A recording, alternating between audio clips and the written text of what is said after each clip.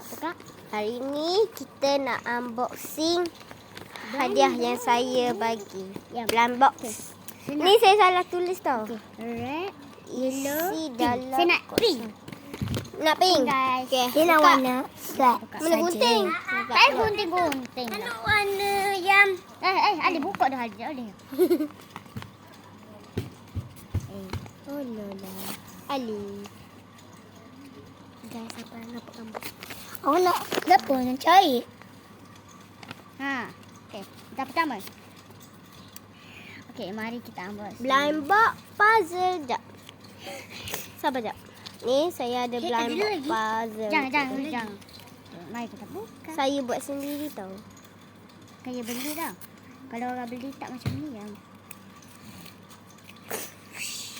Guys. Yang pertama. Dapat ni. Dapat ni dan dapat dapat tu. dan Itu Nanti kita puzzle. sambung. yang dapat warna yellow guys. Tak dapat warna pink guys. Warna pink sudah habis. Ini Sorry. sudah habis, ada warna orange. Kuning lah. Kuning Bukan lah. orange. Banyak banget ya. Okey. Ini puzzle nanti kita mainkan. kita pindahkan dulu. Ni tak dalam ni dulu. Sebelum tu. Ya dah. Ada lagi dekat dalam ni. Tahu. Korang boleh tu. Korang boleh cicip beg kuning. Tiba. Ada hijau lah. Okay, mari kita buka. Ni saya bagi kat dia. Eh, Ni awak boleh tulis apa-apa je.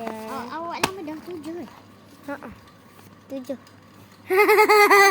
7 sebelah 25.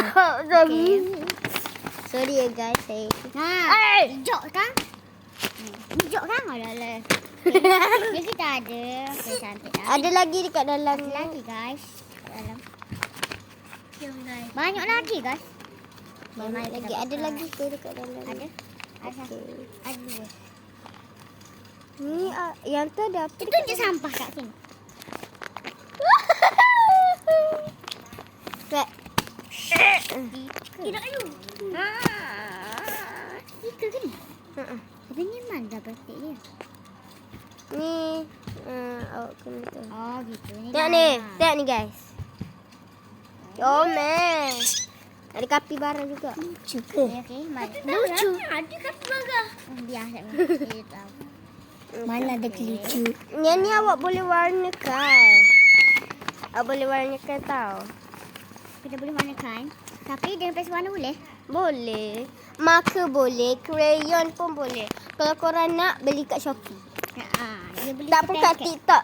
Kat TikTok pun ada. Kat TikTok lagi murah. paket pun. Ni kita tengok. Ni dah habis guys. Okey. Jadi kita dapat warna ni. Bye-bye. Bye-bye. Sambung part 2.